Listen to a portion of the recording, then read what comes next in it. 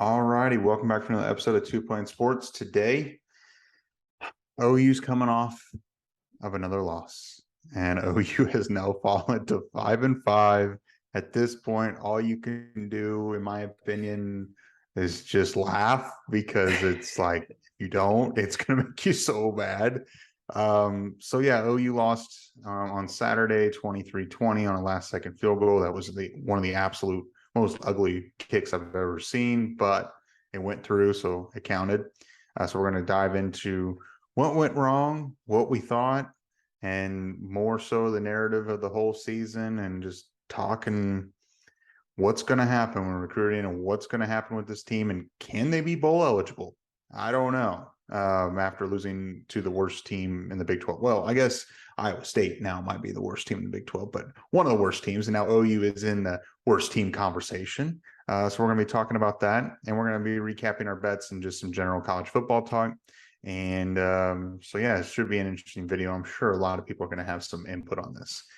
We're also giving away a pair of tickets to Bedlam. I know that some of you might not be interested in going because you're so frustrated, but at the end of the day, it is Bedlam. Anything can happen. Not that OSU has really been hot and playing well either. So we're going to give away a pair of tickets there. If you want to enter into that, you have to be subscribed to the channel. You have to like this video, and you have to stay around for the any video challenge and let us know that you've done it. Or you can go on Twitter and you can hit a tweet with a like and a retweet. That'll enter you in for a chance to win there as well. We'll get that tweet up and let you guys get after it and enter in, and we'll announce the winner on Wednesday's video, and we'll have you guys send us an email, and then we'll get you guys the tickets. It should be a good game. I mean, it's a battle of teams that aren't playing their best, but it is still Bedlam, and anything can happen. So be sure to enter in for that. Before we get into it, just want to say we appreciate it. We're nearly 5,200 subscribers. Hit the subscribe button, turn the notification bell, and like the video, comment on the video. If you're going to like and comment on the video and you're subscribed, you might as well enter into the video challenge or do the any video challenge so you can be entered in for the tickets if you're local here in Oklahoma or in Texas. And then follow us on Twitter, Instagram, Facebook, Apple, and Spotify. Everything's linked in the description below. All right. So I'm sure someone has already commented about, as we're talking through this, is they're frustrated with the way OU played. OU played West Virginia yesterday, as we're recording this. OU lost 23-20, last second field goal, as I said earlier. Not great. The weather was horrendous. I mean, it was rainy, cold, windy, so not optimal conditions. Let's start with the positives. Let's be positive here for just a bit. Eric Gray, 25 carries, 211 yards, 2 rushing touchdowns, and then 4 catches for 12 yards. So he had a total of basically 200 and nearly 225 yards and 2 touchdown total yards in the game. To me, that's extremely positive. Not that he's going to be here for next year to build on, like to continue this, and this is something to build on because he is earning himself a lot of money. I see him getting drafted. I'm not saying day one, but he's going to be a solid pick in the middle rounds. Someone's going to pick him up. So you can't complain about that. The offensive line was opening up some holes for him to run. That's a good point. I mean, that looked good. OU was able to have a turnover as well. Danny Stutzman was in position. They were actually getting after JT Daniels a little bit whenever he was in the game. But as soon as they brought in a mobile quarterback, it became an issue. So I wanted to start out with something positive with Eric Gray. So what are some of your thoughts on the whole game and your opinions? Yeah, I actually almost tweeted out that exact thing that you said about Eric. I wish he was able to stick around one more year, but it wouldn't be probably in his best interest to do so, even if he does have eligibility. He's earned himself a ton of money, and as a running back, you want to get to the NFL as soon as possible because you're phased out of the NFL as soon as they can get you out of the team because of finances. Yeah, offensive line was pretty decent. I think Drake Stoops was really good. The opportunities he had with the ball. Pass defense was pretty good. Really, again, the pass defense keeps on improving, and from what we're seeing every week, they're not perfect by any means, but they're getting better week in and week out. Danny Stutzman got the turnover, being in the right position, which is how you need to get those picks. You just got to be in the right spot where the ball could potentially be going, and he was. Woody Washington forced a fumble, so they had two turnovers on the day. Put his helmet right on the ball, so that was good. Seeing a good form tackle, getting again Oklahoma a chance for more points. Very similar to last week, though. This was all on the offense.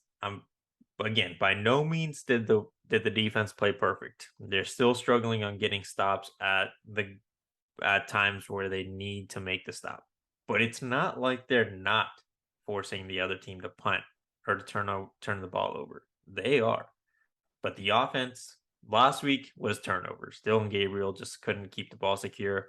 Two of them were tip passes, so not totally on him, but still goes on his record, three interceptions. Can't have that happen. This week, it was extremely frustrating because the only viable option on offense was Eric Gray. Outside of that, the, Dylan Gabriel had one pass that was down the field, and it was a Marvin Mims pass where he scrambled out of the pocket. Marvin had to come make a play on the ball, which hopefully, I don't know how he got caught. I don't know if he's just was gassed from trying to run around and extending that play, or that corner is just really, really fast. But I wish that would have been a touchdown. the Then we saw he dropped the pass that should have been a touchdown. Can't have that happen. I was right when it started raining, and the commentator was talking about the gloves and how he probably should have taken them off for that drive until he would have gotten gloves that were meant for the rain. I mean, he did have to catch it with his hands. It wasn't like a ball that he could have positioned himself to catch it with his body. So, you know, take it as you will. Definitely should have caught it. He's talented enough to have done it, but if the rain was really the issue there, it is what it is. Braden Willis, that touchdown getting called back wasn't ideal. Clearly, we were talking about it before we started recording. I would think it's on Braden Willis because if you saw how Theo went in to do that block, it was definitely an intentional block, which is very basic as a wide receiver. Do not do if it's supposed to be a kind of a screenplay that isn't supposed to look like a screenplay. Don't just lower your shoulder, try to run through the contact. He did it and he lowered his shoulder, so seemingly Braden is supposed to stay behind the line of scrimmage. There was no awareness there on where the line was. Dylan missing passes, a lot of them when it did come to throwing the ball down the field. I tweeted it out through the Two Plane Sports account.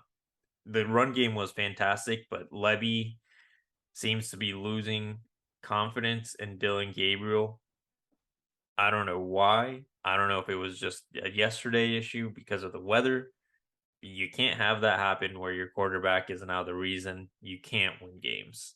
At some point in the season, right? To start the season, we lost him in games where maybe he could have put us in position to win. But now it seems like he's putting us in he's not he could be more so the reason that Oklahoma loses rather than Oklahoma being in spots to win. He's been really inaccurate, more so than at the beginning of the year. Because at the beginning of the year, it was all favorable weather, never really super windy. Was putting the ball for the most part where it needed to be. Yes, there was plenty of overthrows that you can think back to, but had a lot of yards, was throwing touchdowns. Really wasn't doing anything. He wasn't being a superstar quarterback, but he also didn't look like the quarterback he's looked like over the last couple of weeks. I don't know what can be fixed. Like you said, going into Bedlam, anything can happen. It's a rivalry game. We'll see if Spencer Sanders plays. But it's going to be definitely going to be a game where the defense is going to need to improve, going to need to continue improving in the passing game, and hopefully they can do something a little bit better on the in the run game. They were better yesterday, not amazing again, but the defensive line did look a little bit more aggressive when it came to stopping the running back. When it came to stopping the running quarterback, that's a different story. Missed tackles. He wasn't amazing like throwing the ball either. It was just that threat of him with his legs and with his arm is what really just seemed to overwhelm the defense. You bring up a lot of good points as far as Braden Willis and, not making the right play. It's a lot of those fine details. It seems like that it gets overlooked, and the execution of certain plays and certain things seems to come back and haunt OU. Um, I do question a couple of the calls as far as when OU was kicking field goals, rather than either going for it or punting. That first field goal that they went for it with 50, a 54-yard field goal in rain, wind, cold. Like I know it didn't end up biting OU at the end. I wanted OU to punt the ball, at that point, because you were turning the ball over in no man's land, closer to the 50, and that could have came back to haunt OU. Luckily, the defense, bailed them out. And then I think it was when they went for a 46-yard field goal attempt, and I think it was like it was fourth and short. I just wonder, considering the elements, considering the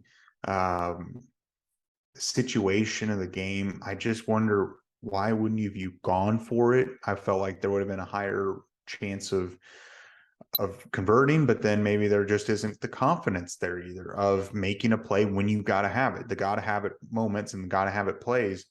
OU has failed to show that they can make those plays, whether it's offensively or defensively this year. They just weren't able to do it. They weren't able to make the field goals. They weren't able to get off the field when they had to. The moment where it was fourth and short or whatever, towards the end of the game, and West Virginia converted, or maybe it was third down. I can't remember, whenever OU was, burning the timeouts, and they had to stop them there to have a chance, and they just couldn't. And it sucks. And, looking at this now, OU falls to 5-5. The one thing I will say is there's two games in there of the 5 losses that were OU got blown out. The TCU and Texas game, the Texas game, OU just packed it in and just didn't even show up just because they knew they couldn't. You look at the other 3 of Kansas State, Baylor, and West Virginia, and I know some people will say, well, Kansas State, manhandled OU, which they did. But in those three losses, OU lost by a combined score of 13 points. It's not like they're getting blown out against bad. And Kansas State's not a bad team. Kansas State's probably going to go play in the Big 12 championship and very well might beat TCU. But they've lost 3 games by 13 points, so it's a little over 4 points a game there as far as the loss, margin of loss. They are fighting. They haven't packed it in as far as like not showing up, not caring, not trying. So that Venables has not lost the locker room, in my opinion. They seem like they're competing. The defense wasn't horrible, not great. They're improving, and they're extremely thin. They're hurt. They're at the end of the season. We're 10 games in. That everyone's got bumps and bruises. Everyone's not feeling their best, and the starters are having to play a ton. I know Broyles got hurt, and that wasn't great. And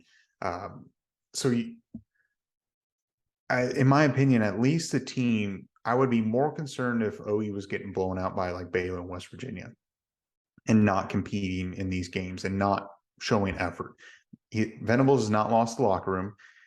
I do wonder if Levy is second guessing Dylan Gabriel, or there's something not right on the offense, and I don't know what it is. Or maybe Gabriel just is losing confidence in himself as well. And that sometimes can be the hardest thing, is to get your quarterback to be confident in himself. I do think that the way that they're playing as far as the offense goes, outside of the running game, Jackson Arnold's going to have a legitimate shot to come in and compete for the starting job next year. I'm not saying he's going to start day one, but I do think that there's a legitimate quarterback competition that will be had this winter and spring and fall and summer. Jackson Arnold's going to be given every opportunity to win this starting job. Not that Dylan Gabriel, he's there could be arguments that he's not the reason why they're losing, but he's definitely not elevating them up to win the games. So while it does suck and I am not happy with it, they are competing. They're doing as best as they can. We could be in way worse situations. I mean, Texas came into the game against TCU with like 30 something recruits on campus and flopped at home. And when they were the 7-point favorite, I think that's almost worse. Well, and year in, year out, people really want Texas. National media, just people want Texas to be good. And no matter how much Texas proves that they've been mediocre since Mac Brown's departure, people will still believe that they will be good somehow. And they showed signs of life earlier in the season. It just always seems like down the stretch they put down these performances like they did yesterday. But with Oklahoma, that's why again, it's not ideal. I'm not happy with being 500 as a fan, but look around the Big 12 right now and around college football, it's all wonky. 2022 has got to be a weird year for college football. We're seeing so much difference at the top of college football than we have in the past five years, right? I mean, Tennessee hasn't been this Tennessee in a very long time. Now they're very much in a position to be in the playoffs. TCU, they've been good, but they've never been this good in recent history. I mean, Georgia, they're starting to become the powerhouse of the SEC. College football is weird this year when you're just looking at brands and how they're performing. And again, people want to say Oklahoma's dead at 5-5, but Texas is very much alive and a thriving program at 6-4. Like, that doesn't make any sense. And they lost with their star quarterback. Like, I've been kind of just keeping track with like Texas fans over the last few 24 hours, and they're frustrated with Quinn Ewers. Some of them want a Hudson Card, or are starting to call for Hudson Card, like fine and dandy, but Quinn Ewers is supposed to be their savior, and he had a terrible game yesterday. Oklahoma, I think, is fine. Not for this year, clearly, but for the long term, should be fine. Recruiting is still doing fine. And again, I tweeted this out yesterday. In regards to this team specifically, when you watch them play, there's not one guy like a Baker Mayfield or Jalen Hurts that's going to go to the sideline in the huddle or on the field and just be that dog that's going to motivate the 10 other guys on the field with them, just elevate their game. When it gets tough, it seems like they all start scrambling. I don't know if it's with the defense, if it's the linebackers calling the plays in, if they get a little frazzled once things get a little out of rhythm. And on offense, it's got to be Dylan Gabriel. I'm not sure if he's just maybe a little too soft spoken going into the season. It really didn't seem like that was the case with him. The biggest criticism wasn't even his inaccuracy. It was, could he play at this higher level of competition, which at the beginning of the year, it looked like he could, right? Then the last 2 games, it seems like he's struggling. Like, there's too much up and down without one guy like a Baker Mayfield saying, "Hey, let's get going." Like, come on, motivating his guys, going on the sideline. They don't have to grab their sack like he did versus Kansas. All they got to do is put some fire under their guys, and that's what Brent Venables wants. We hear him every week talking about player leadership, and the coaches can't do everything. He wants a guy like that to just step up and start lighting a fire under their guys. At some point, and there was a lot of people blaming the coaching staff and saying that yesterday's loss was solely on the coaching. I think that couldn't be further from the truth than the last two games. The game against TCU, the game against Texas, yes, that was 100% on coaching. Agreed. But these last two games, they're in a position to win the game, and the players weren't able to execute. If against Baylor, no one, for whatever reason, could get in the right gap or battle or was physical enough to try to stop the run. Got absolutely annihilated by the run game. This week, it's not like there was one phase of the game on defense that was really an issue. It was the offense not being able to execute. A lot of plays, especially in the first half, it seemed like were along the line of scrimmage. We were seeing a lot of screen passes to the perimeter or Eric Gray running down the middle. Like there wasn't a lot of variety, and that's why I started getting the feeling that Venables was, or not Venables, sorry, Levy was losing confidence in Dylan, because the vertical pass game seemed to be something he didn't even want to test out. Again, I don't know if weather had anything to do with it, but you have 3 picks last week, and then you don't give him a lot of opportunities to throw the ball down the field. And the few that you did give, he overthrows or underthrows. Like, I don't know. We'll see what happens. I agree with you about Jackson Arnold. He'll definitely have an opportunity to compete for that spot. I don't know if he will. I know you and Brandon have been super high on him potentially being the starter next year. I kind of joined that bandwagon when it came to the Texas game, because that's probably the low point for me as a fan this year, where I was like, all right, a lot of things need to change next year with the recruiting class. Now I'm kind of back to where I was at the beginning of the year. I think Nick Evers still needs to be given a shot. People are just overlooking the fact that he's even on the roster and being on the team for a year, under learning the offense, has that year and a half advantage on Jackson. Talent wise, Jackson is, you know, above these guys, but you got the recognition of the offense at some point is going to come into effect, and Nick Evers might have a shot for that, is going to have a shot for the number one spot as well. We'll see what happens in that quarterback situation next year, but there's just not one guy that's going to fire this team up or lead this team to elevate their game and get over the hump. And we've seen a lot of fans on Twitter as well.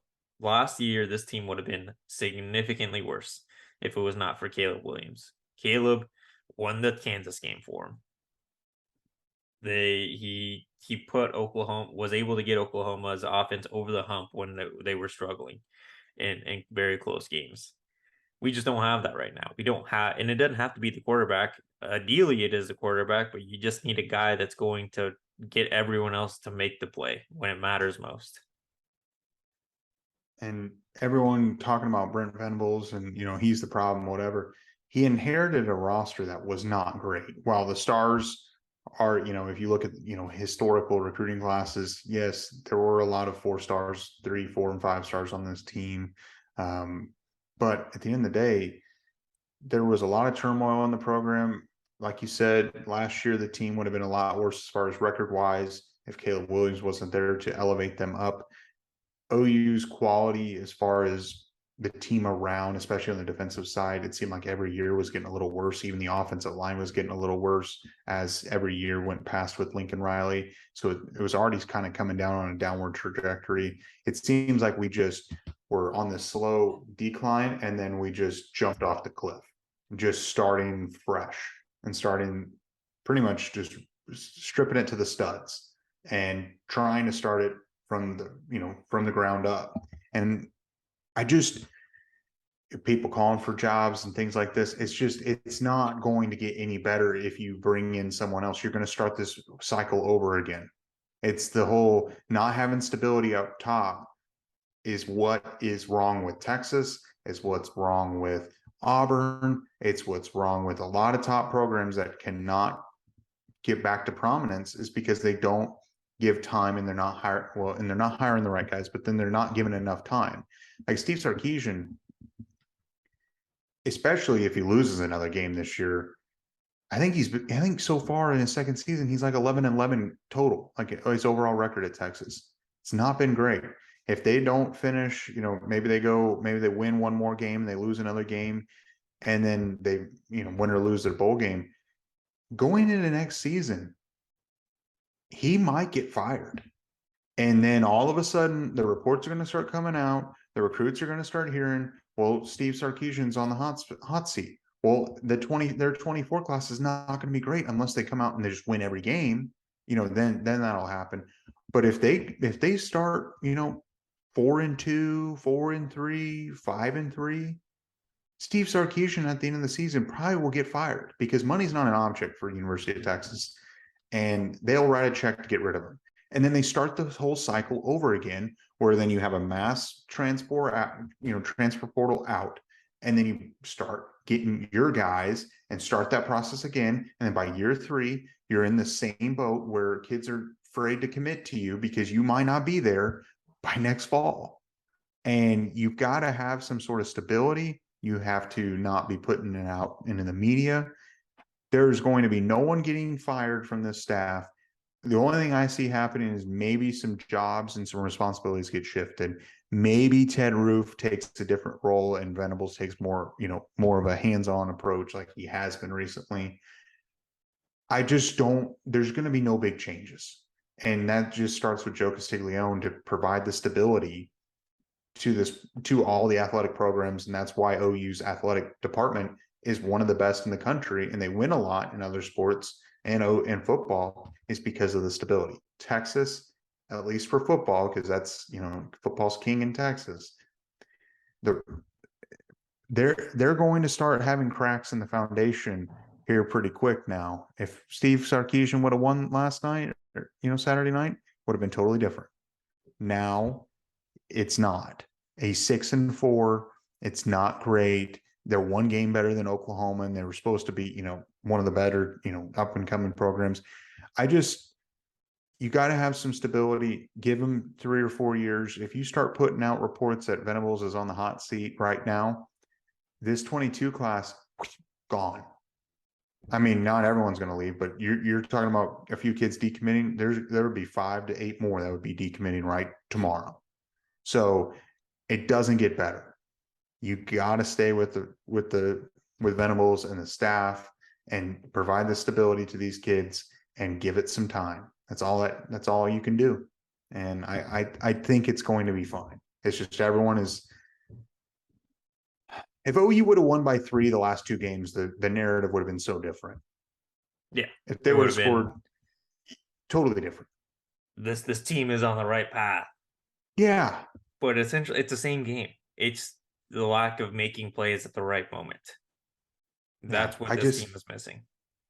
Just this whole trying to fire. It's not every. I mean, Ohio State had turmoil whenever Jim Tressel left. They weren't always great whenever they, were looking for their next guy until they got to Urban. Alabama wasn't great before, they had, Bear Bryant way back in the day, but Alabama was irrelevant. LSU went into relevancy for a while whenever, before Coach O got there, and then Coach O brought him up, and then they went into irrelevancy. Now Brian Kelly brought him up. It's just, and Texas has been irrelevant for years. And Texas A&M is in even worse shape. They're going to go 4-8. Yeah, they've always sucked, but some years that they've actually been somewhat relevant, but they are in a world of hurt. You want to talk about being in a bad position, it's Texas A&M. So that's all I've got to say is get used to it. Venables is going to be the coach for a minimum of 3 years. And if something doesn't happen between now and then, that's when I'll agree that, hey, maybe he isn't the right guy. But in my mind, I think he is. And you brought up a good point earlier in the show. He doesn't seem like he's losing the locker room. These guys don't just not show up. They're not getting blown out. I'm just gonna stick to my point. There's not a guy that lights the fire under the entire team like they need to. They need to have. And maybe that's going to be a guy that comes in next year, or maybe it's just a younger guy this year that doesn't really feel like he's got the experience and the voice to fire everyone up, because this team is pretty young, relatively. I mean, right? Danny Stutzman really his first year as a starter. Reggie Grimes' first year as a starter. Ethan Downs' first year as a starter. Jeffrey Johnson branding to the team, so first year as a starter for Oklahoma. Woody Washington is the most experienced. Him and Deshaun are the most experienced players for that defensive side of the ball. So it needs to be one of those guys that needs to get a little fiery with that unit. On the offense, again, Dylan needs to be the guy that lights a fire to them. And whatever struggles he's going through, hopefully Lubby's able to work with him. And if it's not Lubby, Braden has been a big leader for this team at some point in the season. He should, I'm not saying that they're not, but something needs to change in their approach to this, to trying to fire up their team, because it's not working. Whatever they're trying to do is just not functioning. And with the staff, I agree. That's one of the things that Oklahoma has been very consistent at. It's a very stable job for the coaches because they know they're not going to be on the hot seat after 1 or 2 seasons. I mean, you can't have a lot of bad years, but you got to show improvement every year. If next year Venables doesn't show improvement, then I could understand, the people that make the decision, sitting him down, talking to him, figuring something out, probably a contract restructuring to figure out what it is that the program needs to revamp everything. Kind of like Jim Harbaugh did with Michigan. He struggled a few years early on. They restructured his contract a lot more incentive based. And look at them now. Whatever it is that he needed, if it was more money to hire assistants and coordinators, I don't know if that's the case here. I still think Levy is a good coordinator. I don't completely believe it's his coaching. Maybe on the defensive side of the ball, getting someone more youthful, a little bit more youth. I think Chavis is. I know people have been super critical of him, and I saw something yesterday where people were saying Chavis was the wrong guy for the job because Ethan Downs and Reggie Grimes aren't being amazing, but our Mason Thomas is doing really well. But you can't credit that to Chavis's coaching because that's just natural talent. Well, that makes no goddamn sense. How are you gonna say that the bad is on him, but the good isn't on him? Like, you got to give him both. You got to criticize him for the bad and award him for the good and celebrate him for the good. Our Mason Thomas is going to be a dude, and he might be the guy that's going to light a fire under this team. Yeah, maybe next year, because he's a freshman, a true freshman that's impacting this team a lot more than some of the senior guys. And that's a diamond in the rough that Venables found at the last second, before once he got hired. I mean, they went into scramble mode and they identified him as a target and flipped him from Iowa State, and he's really good. I agree with you, what you're saying about not having a team leader at some point. If the coaches just keep talking and talking and talking, it's like talking to a wall. If nothing will change, then I don't know what you're supposed to do. I think part of the problem with the leadership is a lot of the guys like Deshaun White or Justin Broyles or someone, they make a lot of mistakes themselves. So I think they feel like, well, how can I be calling for, hey, Stutzman, do this better? Stutzman's going to be like, dude, you just did the same thing 3 plays ago. You know what I'm saying? That type of deal. At least like a Caleb Williams or a Baker Mayfield, or Kyler Murray, they didn't make a ton of mistakes. And whenever they did, they took ownership. But most of the time they were on and they would make the plays. I think part of the problem is your older leadership is not the best, and they can't hold each other accountable whenever they're doing the exact same thing as a freshman's doing. And I think I don't blame them, because I think they're a little bit of a victim of not having great coaching and then the transition, and it's been a lot, and the depth is thin. It's just been a whole culmination. So at the end of the day, it is what it is. OU's got 2 games left. They play Oklahoma State at 6:30 on ABC, prime time, which I was shocked to even see, which is great because OSU's also limping into this game as well, and not like that they're playing this great. So it's going to be the battle of, not great play, and we're going to see. But I feel like both these teams are going to show up and they're going to be ready to play. And I just hope OU wins one of the last 2 games, becomes bowl eligible. I hope they win both, the last 2, but at least win one. Let's go to a bowl game and try to go win a bowl game. Do you have any more thoughts before we kind of recap bets, or what anything else? Yeah, shout out to the schedule makers for the Big 12. There's absolutely no reason why Oklahoma and Oklahoma State should be the 6:30 game outside of it being a rivalry. mean, Kansas State or TCU at Baylor probably, maybe has a better argument for why they should be a night game, but I'm not going to tell them to change it. I'm happy with it. It's going to help recruiting a lot. I mean, David Stone, we mentioned him last week, and Parker Thune and Brandon Drum mentioned him in, I believe, their stream last week. He wants to be a Bedlam, and that was the plan all along. But with his football team playing on Friday night, it would have been impossible for him to make it for a Saturday morning game. Now that it's a Saturday night game, there's a better chance that he makes it. I don't know if it's a for sure thing, but good chance there. And of course, it makes it a lot easier for those 23 guys to make it to the game next week. I did want to shout out Porter Moser, locking in a very talented top 50 4-star player in Caden Cooper yesterday. If you just hated football yesterday, then you should have looked at basketball, because even though they lost game one and haven't had the hottest start to the season, recruiting wise, they're doing just fine. And Porter Moser showing you just got to give your coaches be patient with your coaches. Things are going to turn around. And I think Porter Moser was the guy, hopefully is the guy to get Oklahoma back to the Buddy Hield time where we made it to the Final Four, and Blake Griffin times where we were doing really well. Yeah, and he had opportunities to go play at Kansas, LSU. Granted, he was from Ada, I believe, right? Yeah, The he's basketball.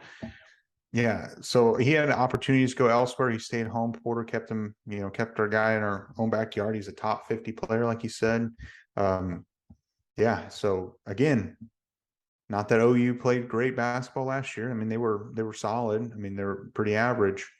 Porter needs some time. He's got to build a program, and that's what he's going to do. So people weren't calling for Porter Moser's job just because it was basketball, and people, OU doesn't.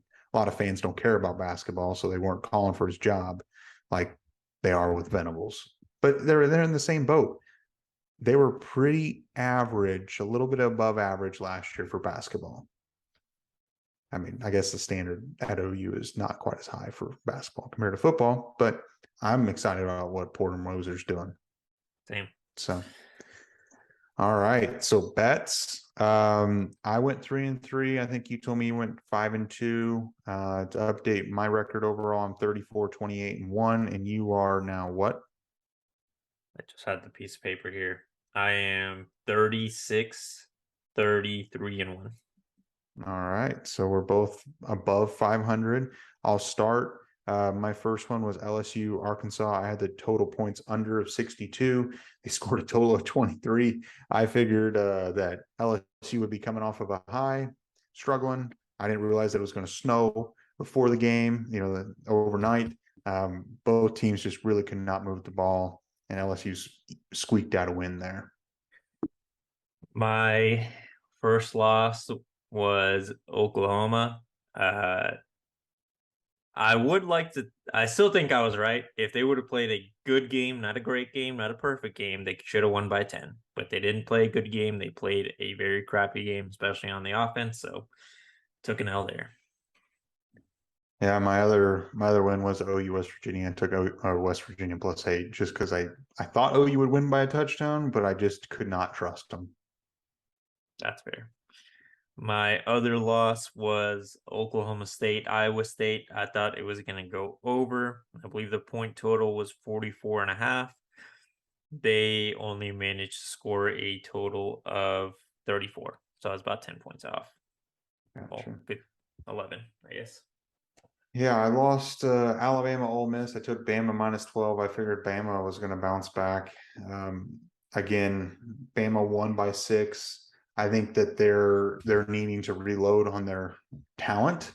I think they're a little talent depleted, just like Oklahoma is. Maybe not to the same scale, but Alabama's not having the best year because they need more talent, and they're going to land the #1 class, and they're going to be fine.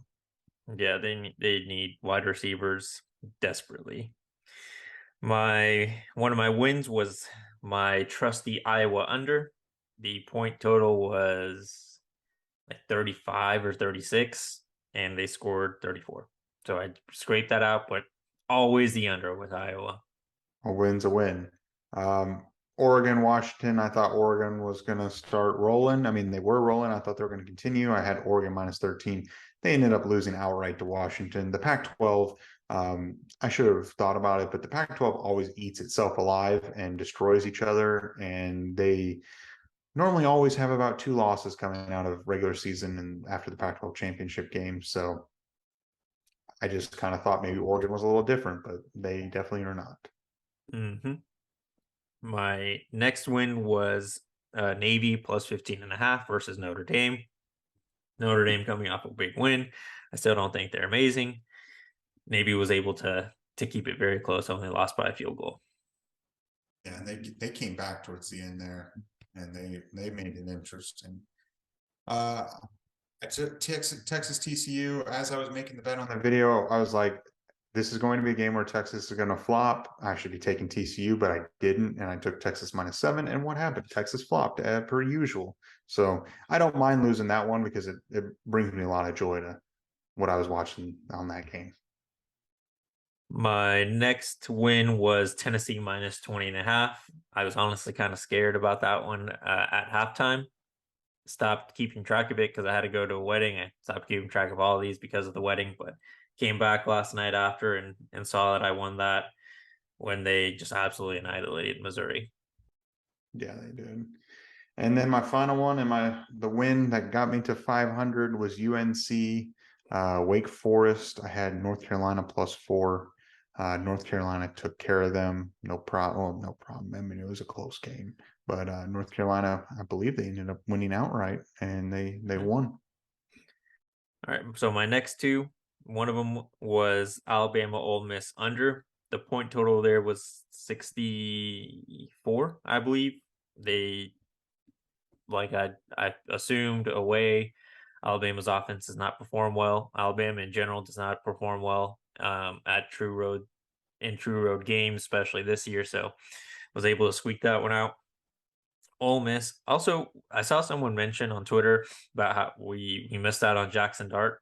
Jackson Dart is very talented, but he's not doing that much better than Dylan Gabriel this year, so probably would have been the same result. The other win, my final win, was in the Pac 12. It's a Friday night game. I had no idea it was a Friday night game, but USC versus Colorado. Point total was 66. I was on the over.